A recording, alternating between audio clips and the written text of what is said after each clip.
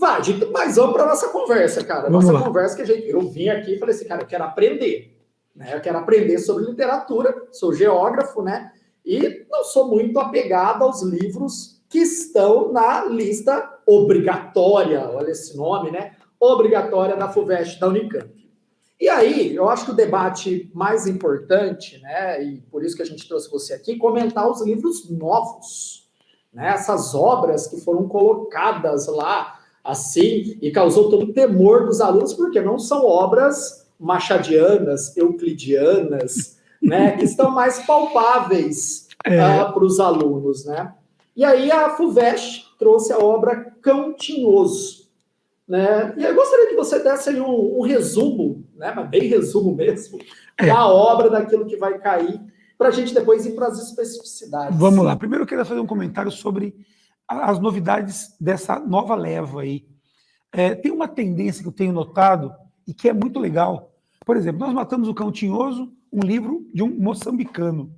Né? Já faz um tempo já que os vestibulares... Isso começou, na verdade, não me falha a memória, mas acho que não me falha, com os vestibulares no Paraná. Já faz mais ou menos uns 10, 15 anos, começou a aparecer ali o Pepe Tela, que é um autor angolano, lá no vestibular da UEL.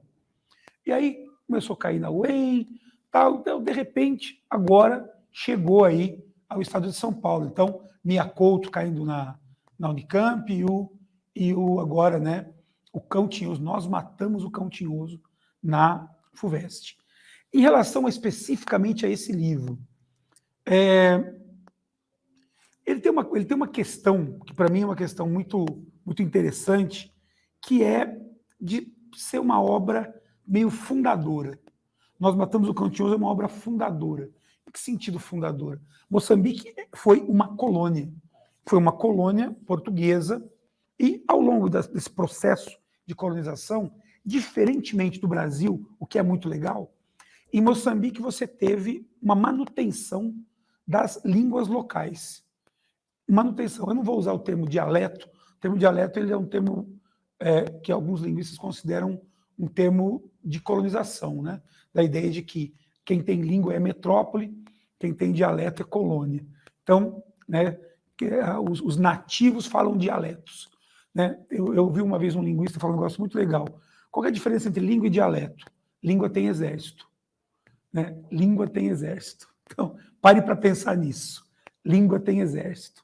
Então, questões geopolíticas à parte, porque essa questão é uma questão linguística e geopolítica ao mesmo tempo, mas a literatura moçambicana teve essa questão. Então, falava-se português, mas português lá sempre foi a língua do colonizador. Tanto que uma forma de resistência era não escrever e não falar.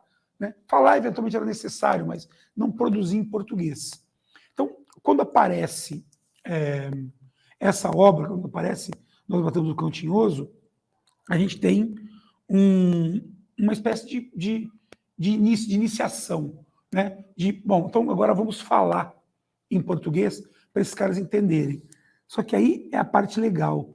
O Nós Matamos o Cão Tinhoso aparece como um livro que vem para mostrar a voz do colonizado, a voz do segregado, do excluído. Como são vários contos, eu não vou falar de conto por conto, mas o próprio conto que dá título ao livro, ele tem uma pegada assim, que eu acho muito interessante, que é a de nos colocar em contato com a violência da colonização e a necessidade de se impor pela violência. E o José Bernardo Oama, que é o escritor, ele só escreveu esse livro. Ele foi um ativista, ele foi preso, inclusive, né, por se colocar, né, do lado da Frelimo, né, que é a Frente de Libertação de Moçambique, e depois ocupou cargos, depois que o processo de colonização foi vitorioso.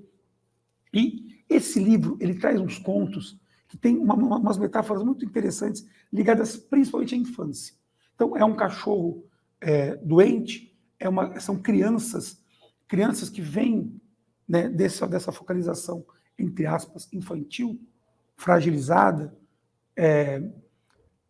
em certo sentido, colocada em segundo plano, mas eles vêm com um olhar muito privilegiado. Eles sentem muito fortemente, a criança, na sua sensibilidade, sente muito fortemente o que é a dominação, o que é essa violência.